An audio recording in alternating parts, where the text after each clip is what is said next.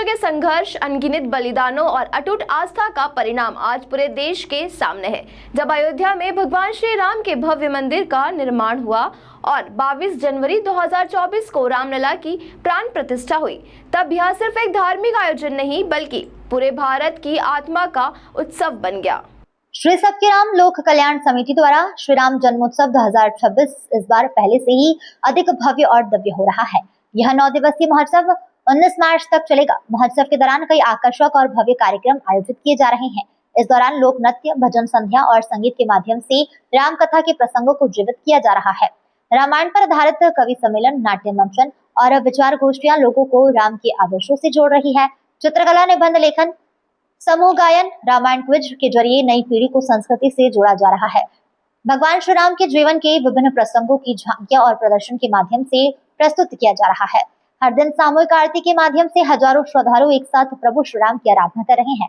इस आयोजन का मुख्य उद्देश्य सिर्फ उत्सव मनाना नहीं, बल्कि भगवान श्री राम के आदर्शों, मर्यादा, कर्तव्य और सेवा को समाज के हर वर्ग तक पहुंचाना है।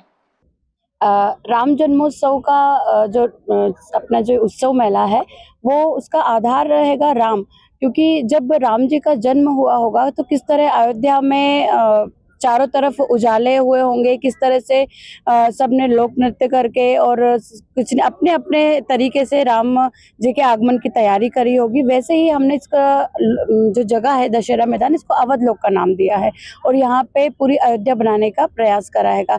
अभी 4 साल से हम यहाँ पे जो है अयोध्या मंदिर की प्रतिकृति बना रहे थे। ये 5वां वर्ष में प्रवेश करा है और इस समय हमने प्रेम मंदिर की प्रतिकृति बनाई हैगी, जहाँ पे राजा राम परिवार के साथ विराजित करेंगे। 9 दिन के सांस्कृतिक कार्यक्रम होते हैं, यज्ञ होते हैं, सुबह 6 से 7 इसमें योगा भी होता है। उसके बाद में राम आरती, राम के विषयों पे, अन्य विषयों पे संगोष्ठी भी होती है दोपहर में। शाम को 5 बजे इसमें योग शिविर के साथ साथ हमारे जो स्वास्थ्य शिविर लगते हैं वो भी लगते हैं। उसके बाद में राम आरती होती है 7 बजे और आरती के बाद में फिर 8 बजे मंच के नए जो हमारे छुपे हुए कुछ तथ्य है, कुछ हमारी जो पुस्तकें हैं जो हमारे बच्चों तक पहुंच नहीं पा रही हैं, जो छुपे हुए पात्र हैं राम के लिए, जो रामायण को नहीं पढ़ पा रहे हैं, वो इस तरह से सांस्कृतिक मंचों के द्वारा हमारी आने वाली भावी पीढ़ी को हम लोग दर्शाना चाह रहे हैं।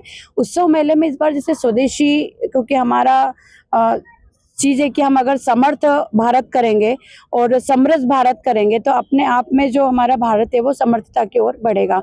उसके लिए हमने उद्यमिता, हमारी महिला प्रोत्साहन और हस्तशिल्प मेले को प्रोत्साहन दिया हैगा। और यहाँ पे आप देख रहे हैं कि कई ऐसी चीजें हैं जो हस्तशिल्प हाथों से निर्मित है, जो बहन और भाई बड़ी मेहनत से बनाते हैं और बहुत ही रिजनेबल प्राइस में यहाँ पे दी जा रही है।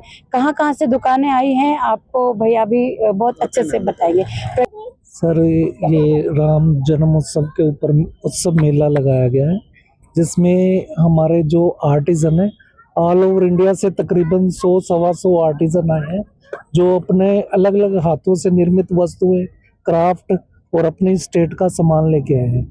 इनमें से हमारे पास भागलपुरी सिल्क और Banarasi sari, suits, chicken suits, Punjabi suits और जयपुरी स्कर्ट, टॉप और कुर्ते, बेडशीट, हैंडलूम, कई ऐसी काफी आइटमें हैं जो इधर पहली बार देखने को मिलेंगी। मेले के अंदर वो क्या क्या रहेगा, कुछ खास आकर्षण क्या रहेगा?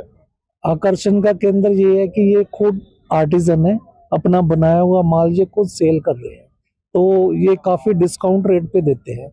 जो इन्हीं लोगों की सप्लाई गवर्नमेंट एम्पोरियम्स में जाती है, तो ये वही लोग हैं, तो इनको यहाँ प्लेटफॉर्म मिलेगा, लोगों को सस्ते दामों में वस्तुएं मिलेंगी। सभी को जय श्री राम, नमस्कार। भारत का पहला राम जन्मोत्सव है जो 9 दिन का हो रहा है अपने दशहरा मैदान अवध लोक का, हमने इसको नाम दिया इस परिसर को। ये गुड़ी पड़वा से लेकर रामनवमी तक हो रहा है 19 मार्च से 27 मार्च, जिसके अंदर वृंदावन स्थित प्रेम मंदिर की प्रतिकृति का निर्माण किया गया है और बंगाल के कम से कम 60 से ज्यादा कारीगर पिछले 1.5 महीने से इसको तैयार करने में अपना श्री कृष्ण भगवान की और राम जी का दरबार हमने इसमें स्थापित किया है। मंदिर पूरा थर्माकोल, लकड़ी और इसका अस्थायी मंदिर बनाया है। इंदौर से नेशन टाइम की रिपोर्ट।